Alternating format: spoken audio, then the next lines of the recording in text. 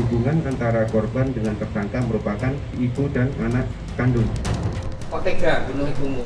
Saya kecewa Pak, sering berantem terus di rumah Pak. Apa yang saya perbuat dan apa yang saya lakukan pasti nggak ada benarnya. Sakit hati yang saya alami itu dari awal SMA. Saya mulai dibedakan dalam keluarga.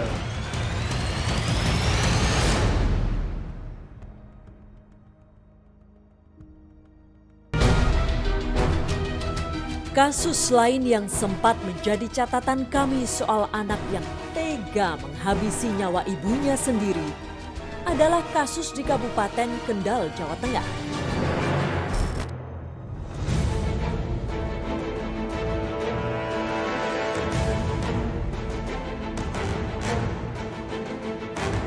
Kelakuan tak terpuji dilakukan oleh pria satu ini. Dengan sengaja, ia mencabut selang oksigen yang terpasang di salah satu pasien Puskesmas Cepiring, Kabupaten Kendal, Jawa Tengah.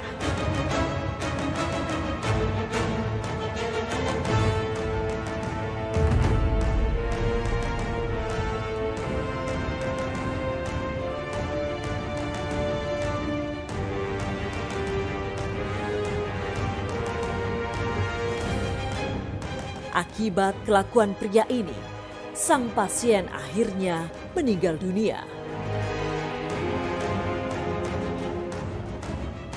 Pria yang dengan sengaja mencabut selang pasien tersebut ternyata Tumian alias Sunarto.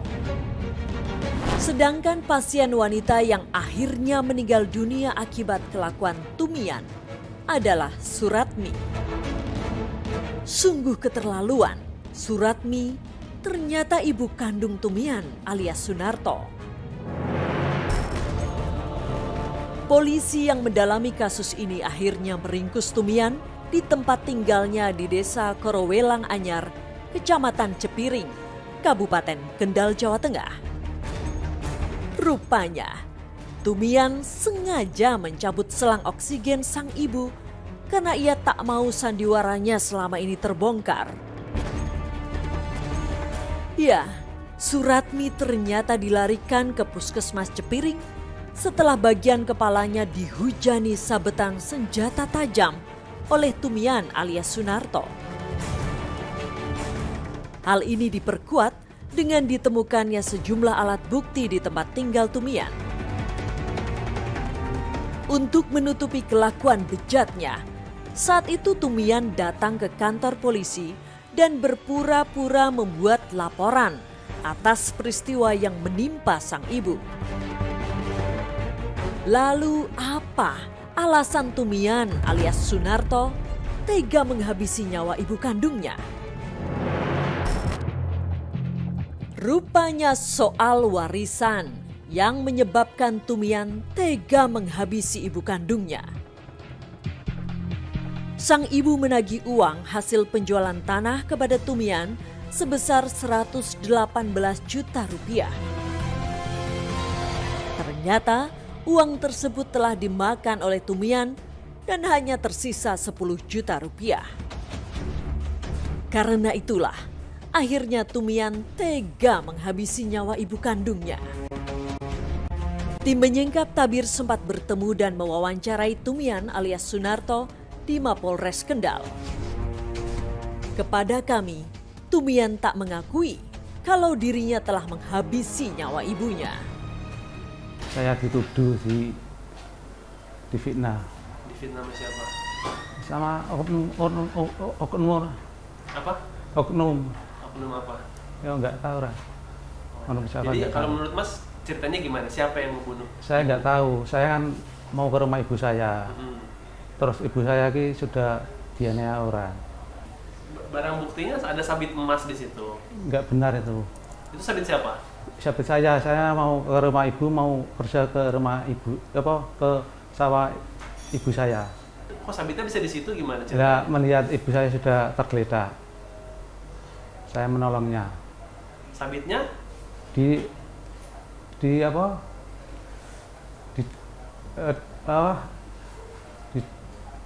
Di apa? di emben, ditaruh emben. Sabitnya ditaruh ember. Ember. Tapi ada darahnya ibu sabitnya. Saya nggak tahu. Jadi yang pakai sabit siapa? Ya saya langsung saya taruh di ember terus saya menolong ibu saya. Meski sejumlah bukti sudah menguatkan keterlibatan dirinya, namun tersangka satu ini bersikeras tak mengakui perbuatannya. Habis emas jenguk, nggak Ya, lama ya. pas dicek oleh suster selangnya copot. Enggak. Habis itu ibu meninggal. Enggak benar itu. Jadi emas bukan emas yang nyopot. Bukan. Yang nyopot selang oksigen itu yang perawat itu. Begitu pula saat kami tanya soal noda darah di bajunya yang identik dengan darah korban. Saya nggak tahu itu bukan Ini baju? itu bukan baju saya. Tapi di rumah emas. Saya nggak tahu. Kok nggak tahu? Kan di rumah emas. Iya memang. Kemalingan dong emas. Saya nggak tahu.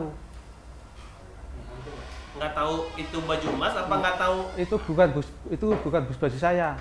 Oh yang baju biru bukan baju emas. Iya. Baju siapa jadinya? Saya nggak tahu. Tapi ada di rumah emas. Ya, tapi saya nggak tahu itu bukan baju saya. Meski demikian, tak jadi masalah bagi polisi soal keterangan bohong tersangka.